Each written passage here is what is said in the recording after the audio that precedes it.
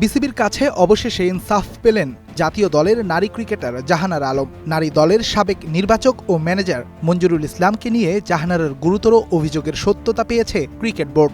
রোববার জরুরি বোর্ড সভায় মঞ্জুরুলকে আজীবনের জন্য নিষিদ্ধ করার সিদ্ধান্ত নিয়েছে আমিনুল ইসলাম বুলবুলের পরিচালনা পর্ষদ। নতুন সরকার শপথ নেওয়ার পর বিসিবির প্রথম জরুরি বোর্ড সভা। দেশের বাইরে বোর্ড প্রেসিডেন্ট, তাই সভায় ভার্চুয়ালি যোগ দিয়েছেন বোর্ডের অধিকাংশ পরিচালক। তবে এদিন সশরীরে বিসিবিতে এসেছেন ৩ পরিচালক খালেদ মাসুদ পাইলট, আহসান ইকবাল এবং এম নাজমুল ইসলাম। প্রধান 4 এজেন্ডা নিয়ে প্রায় 2 ঘন্টার বৈঠক করে বেশ কিছু গুরুত্বপূর্ণ সিদ্ধান্ত নিয়েছে বিসিবি।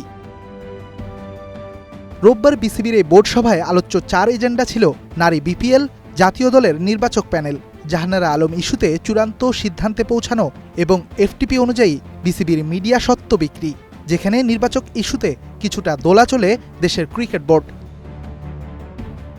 সভায় প্রাথমিকভাবে সিদ্ধান্ত নেওয়া হয় বাংলাদেশের সাবেক অধিনায়ক হাবিবুল বাশার সুমনকে দেয়া হবে প্রধান নির্বাচকের চেয়ার। তবে পরবর্তীতে আরও কিছুদিন বর্তমান প্রধান নির্বাচক গাজী আশরাফ হোসেন লিপুকেই দায়িত্ব দিতে সম্মতি দেয় বোর্ডের সদস্যরা। সূত্র জানায় আরও 1 মাস দায়িত্ব চালিয়ে যেতে আপত্তি নেই গাজী আশরাফের।